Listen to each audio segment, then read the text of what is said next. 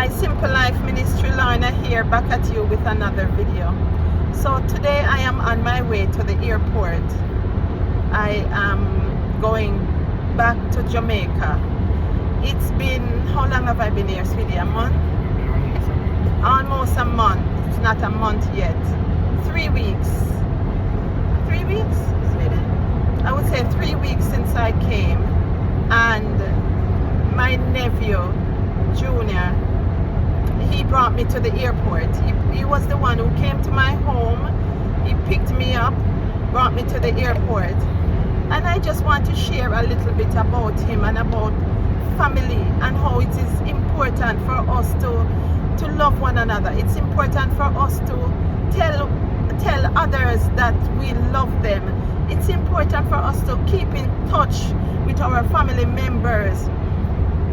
You know, it's funny, it's like when I asked Junior to pick me up at the house, I was supposed to leave next week Sunday. He came this week Sunday. And he said, but auntie, why are you not ready? And I said, it's not this week, June, it's next week. So anyway, he stayed at the house, and I remember we video called his mom and his dad, and we video called Uncle Dennis. And he was saying, go away, man, me get back me auntie. See me there with me auntie, and you there at Canada in the cool. So it was such a wonderful time, and I thank God so much that he came that day. I thank God that he mixed up the dates and came, and we spent a wonderful time together. He stand up in my room. He came to the house already, right? Did he? A long time he hasn't been Long time he hasn't been there. But he was just so comfortable, hanging out with me. He was, and I was renovating. I was bringing some of the stuff from my room upstairs, and so the room wasn't as tidy as I would want it. And I said, June, the room, no, so. And he said, oh, please, auntie. And he walked around the bathroom, and he walked around everywhere, and he was comfortable, he was at home. And I love that. I love that he was in my space, and he was not in any hurry. And so we there, and we chit chat for a while about and everything. The next week he came. When he came to pick me up, he said at one point he said, I said to him, I was at the door, and he said, make sure you have everything, auntie, check and make sure. And I said, yes, I do. And I was just going back and forth too, because I had some things to give to the dog, but he was very patient with me.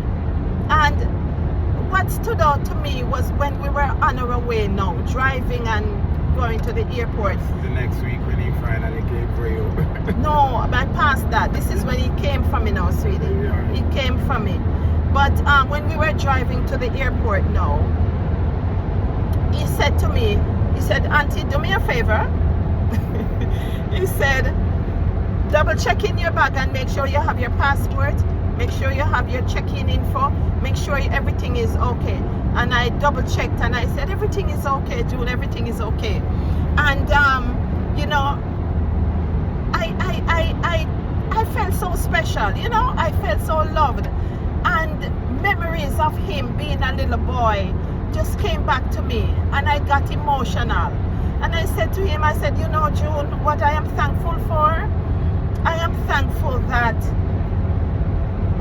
you are so grown, and you are so capable, and you are so able that I can call upon you to drive me to the airport. I said, do you know what a blessing this is for me right now, for you to be doing this? And and he said, yeah, yes, and he have a way of like shooting up his mouth when he talks. He said, but he understood the emotions that I was feeling. We talk about him wanting to purchase a house, him wanted to open up a school to do his music, because he loves his music. He was passionate. That was one of his dreams. He wanted to open a music school. And I said to him, I pray that you will find someone, a lady that can do the theory part and you can do the practical part, you know. And I really pray, because he has grown, he has matured in so many ways that, you know, you can see that his growth, right? For him to want to have those things, those achievements in life. And so we talk about that. We talk about him wanting to find someone, and he said he asked God to help him to find someone like me, which I don't want to boast on that, but that was really an honor, because he always say that, you know. And oh man, I really love him and I really miss him. And this is not something that you would ever want. I never expect this, you know. I don't want this. I don't want this. And I have been doing well being here in Canada, but just going to the airport now, it is so emotional. Like, we were having worship and I couldn't hold back the tears because of how, you know, everything is just coming back. It's like the more the car is going forward, the more it's like I'm going towards him, you know, and going towards home, where everything, you know, I just left him with everything. And, you know, Junior was so intelligent. He was just so, you know, this word I want to say, articulate. What's that word? We were talking about him the other day, sweetie, you know. The mere fact that he had autism never seems as if it exists within him. No, he grown. He's just grown. He's just moved past all of that, you know, all the obstacles that he has come through in his life. He has overcame them. You know, like I said, I was even saying to his mom the other day, I said, do you notice that Junior is grown? Like, there is a next level towards him. And I was so proud of him. So proud of him, Simple Life. And I just want to express myself here, you know, to share with you that losing a loved one is not, it's a tough thing. It's a tough thing, especially when they're young, especially when you want the best for them, especially when you don't expect it, you know. It is truly hard, and it is truly heartbreaking for the family, you know. And I remember, I always tell everyone, even my children, I tell them, I said, these children, Junior and his siblings, are the ones that taught me how to love, because it was during that time when I was coming, after I met them, during that time that I met you, sweetie, when I was 18 years old. And I remember, even from then time, that Junior used to question you. It's like he used to interrogate you, being a little boy, being with his auntie. And I remember when I would give him his bath, because you can't just put Junior in the tub and bathe him. You have to fill the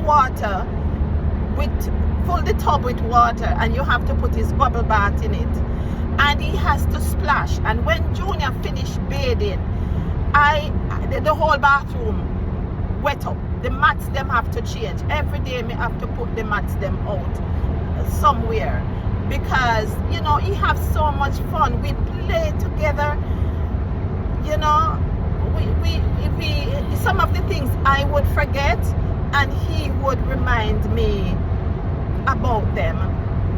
He would remind me of when he was little. I remember his niece came, my grandniece was at the house, and we were playing around in the house, and he stopped her in the track, and she was even surprised, because, you know, she was busy running around, and he stopped her and he said, now you get to experience what I had with my auntie when I was your age.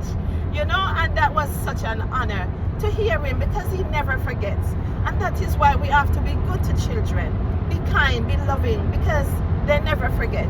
And the way how you treat them, it has part of how they grew up. It has, because they know who was good to them and who was not good to them.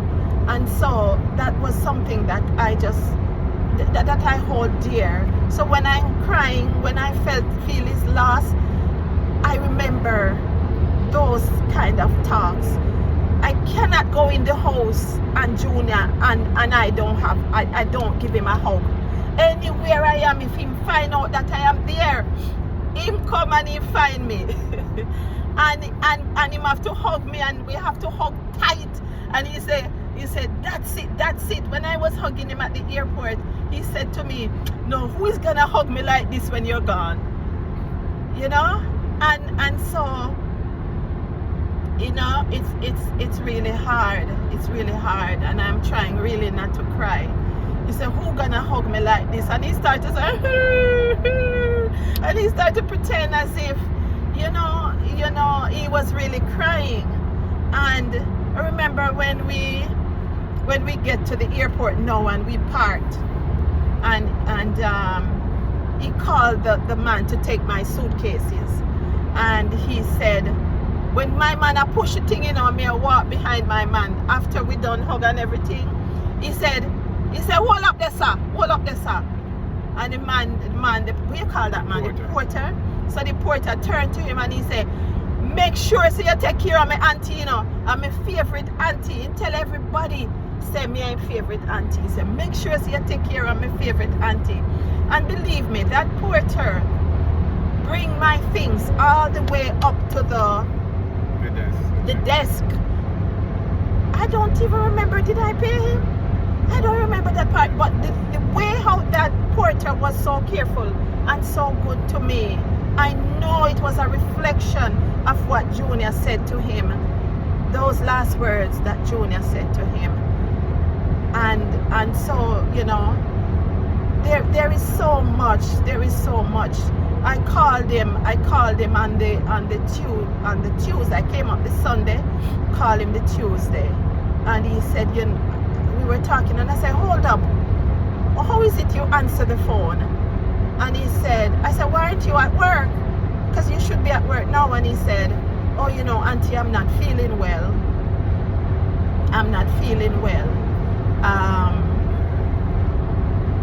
You know, and so we talk about it, and we talk about the doctor, and so that was the Tuesday. And the Thursday I got a text that JR died. And I said, I turned to my husband, I turned to Dennis, I said, sweetie, who named JR? And I remember JR from a movie named Dallas. And I said, oh, JR died? And I said, but my niece Michelle, I said, but Michelle wouldn't text me JR died, because Dallas is not a show that we would watch together or talk about. So I said, so I went on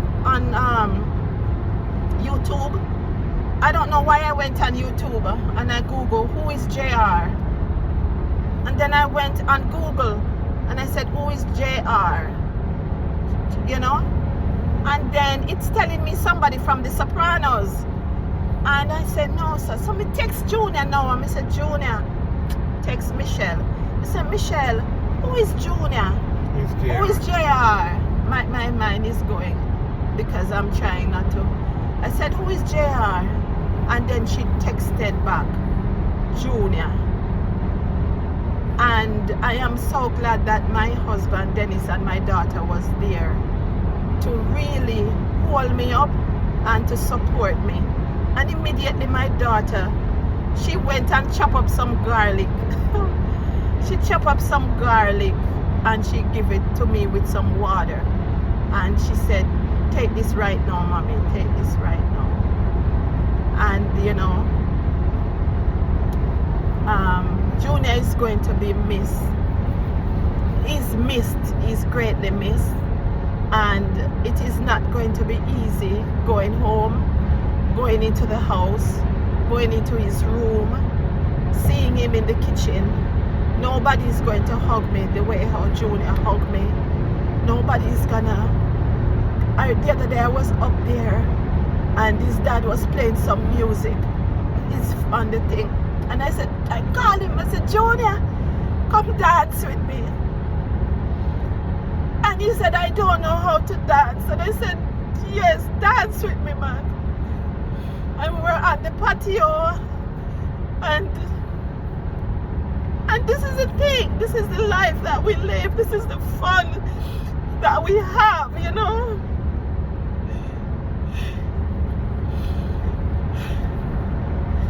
It's nothing for him to do things like that.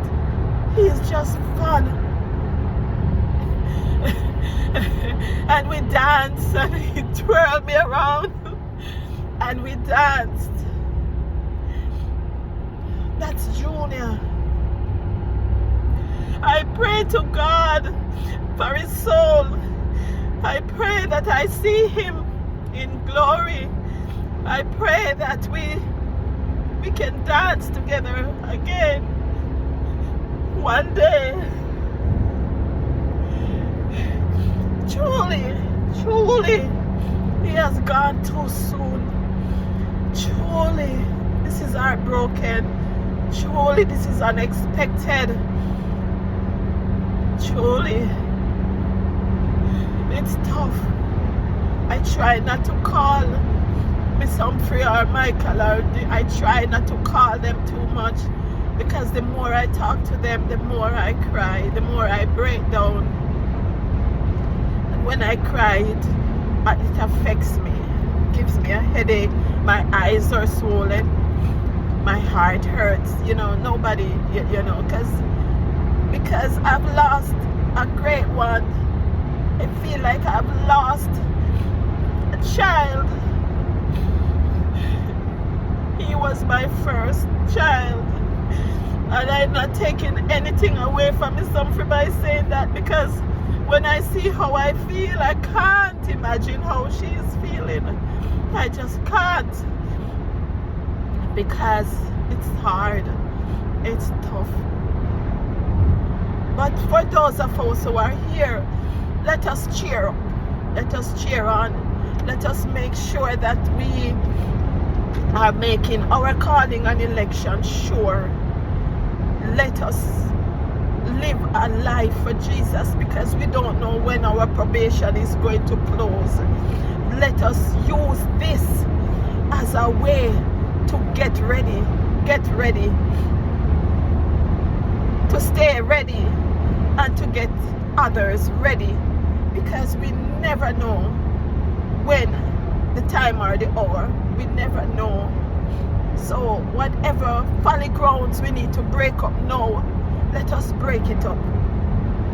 Live for Jesus, because that's the only thing that matters. So thank you, Simple Life, for listening and for watching, and make a change today, whatever time, tonight, whatever time you watch this video. Reach out to someone that you love, someone that you haven't spoken to for a while. You know, reach out for a family member, a relative, even a friend. Reach out and tell someone that you love them. And that is the thing, you know, that we always say, I love you. I love you. I tell my nieces, I tell my nephews, I love them. I tell my children, I love them. It's something, it's a tradition for me, because I do love them, and I want them to know that, you know. And it's something that I'm so blessed that Junior came on the wrong day. I'm so blessed that he was the one to come from me at the airport. I'm so blessed for the times that we spend in the car talking, those memories, the conversations we have.